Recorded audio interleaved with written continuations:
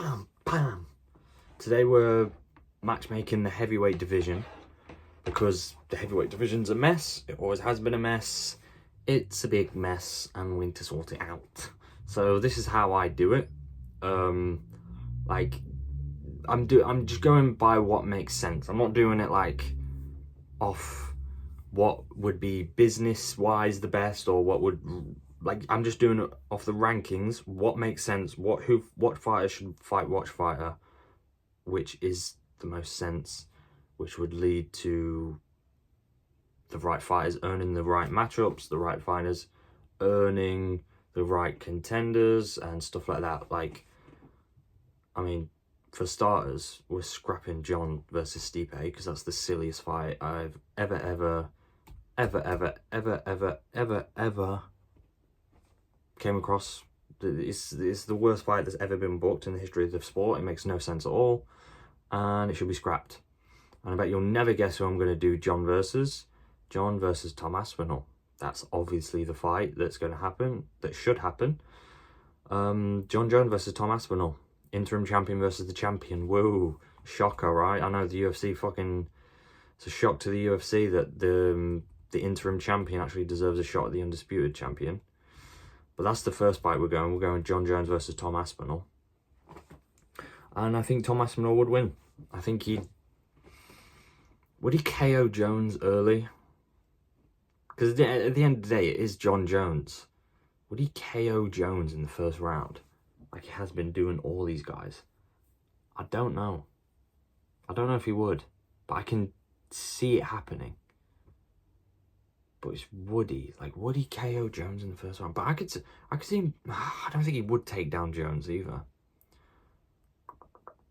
I think he'd beat him, but I don't really know how, to be honest. It's actually kind of... I think he would finish him.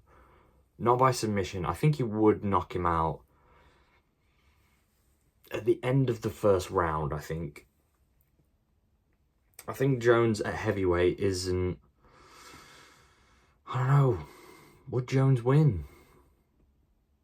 Because there's just so much we don't know about Jones at heavyweight. We don't know how...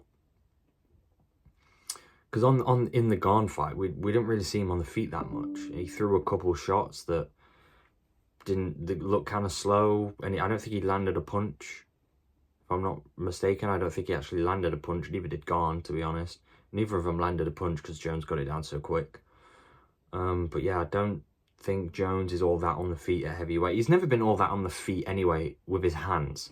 With his kicks, yeah, but like now with all this extra weight on him, I don't know if those kicks are going to be as effective because they're going to be so much slower. Coming off his pectoral injury as well, like, is he going to be as strong as he once was? He was never really a strong guy, but I don't know. You can't really confidently pick one or the other because there's just so much about Jones we just don't know at heavyweight. He could be as good as Jones has ever looked, or he could be terrible. We just don't know. Like, Cyril Gane might just be the worst grappler in the UFC. Like, we don't know. But yeah, I'd do John Jones versus Tom Aspinall. I think Aspinall would win by like late first round, second round TKO. I think he'd get him. That's obviously the fight that needs to be made for the title. It's silly that Jones versus Stipe is being made. But yeah, that's what we're going to do. John Jones versus Tom Aspinall. Now, the next one is a fight that's actually booked. Cyril Gane versus Alexander Volkov. I think that makes sense. Volkov's on a streak, man. He's killing it. He's having like a... I don't even know if to call it a second prime, because he was never really in his prime, because he was always win one, lose one type of fighter. But he's put together like 3 or 4 in a row now against like some tough fucking guys, man. Like, he schooled Pavlovich for 3 rounds. He beat Pavlovich, bollocks, who was it? Let me have a look. Who's he beat? Oh, so he beat Alexander Romanov. He got him out there in a round, which was very... Romanov is terrible. He gassed. I swear he shot 1 takedown and he gassed instantly, and then Volkov just finished him. So, I mean, a good win, but not really that impressive, to be honest. And then he's beat Tuivasa, beat the brakes off Tuivasa. Tuivasa's awful. And then he schooled Pavlovich for 3 rounds. So, what, was he on a 3-fight win streak? Was he on a more? Oh, he beat Rosenstruik as well. So he's on a 4-fight win streak, which is crazy, man. First round finish against Rosenstruik. First round finish against Romanov. Second round finish against Tuivasa, and then a decision over Pavlovich. Crazy.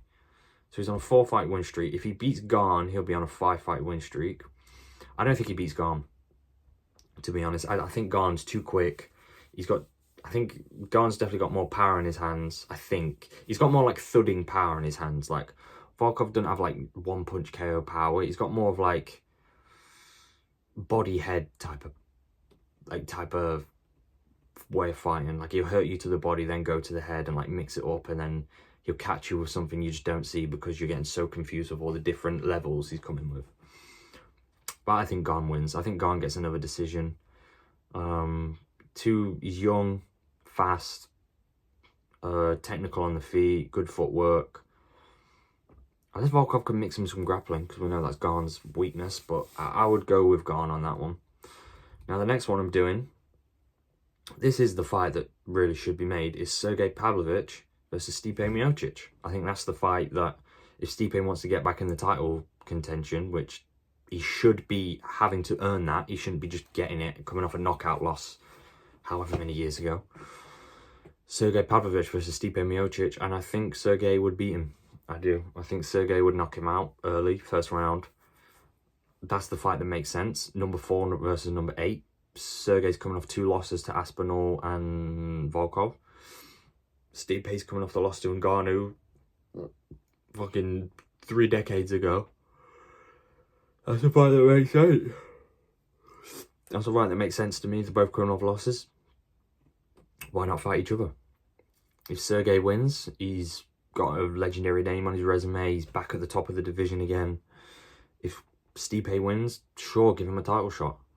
That makes sense. I don't know why Stipe's getting the title shot, coming off a loss. I don't know. I don't get it. But that's the fight that should get made, is Pavlovich versus Stipe. Next fight we're doing is Curtis Blades versus Sergey Spivak. That's the fight that should be made for Blades. Blades is coming off the loss to Aspinall.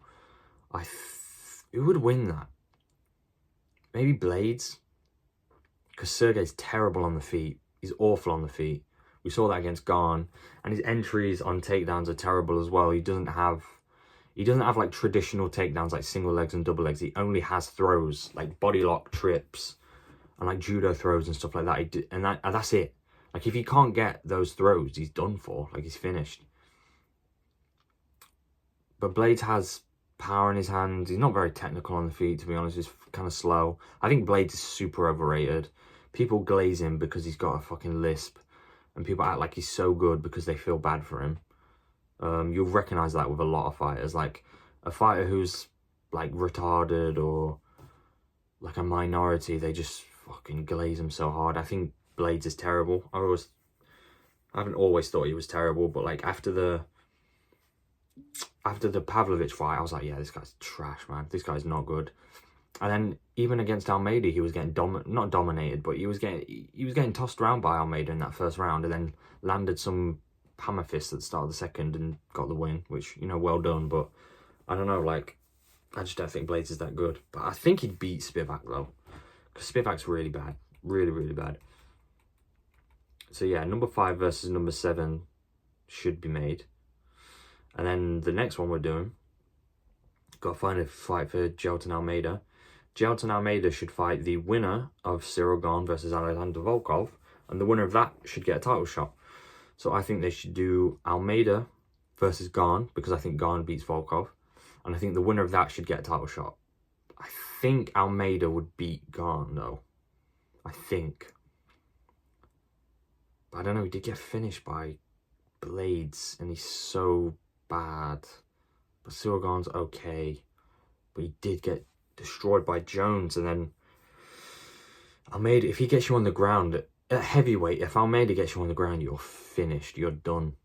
And I just think, like, in a 5-rounder, not even a 5-rounder, if in a fight he's gonna get Gane down to the ground at some point.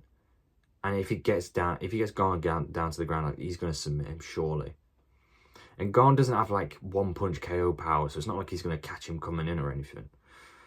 So I'd go Almeida on that one. And I think if Aspinall's champ, like his first defense against J.Wilson Almeida. I think that's a pretty sick fight because J.Wilson Almeida can give Aspinall a new test that we haven't seen Aspinall face yet, and that's a grappler who's going to try and shoot on him. I mean, Blades never shot on him, which is weird, isn't it?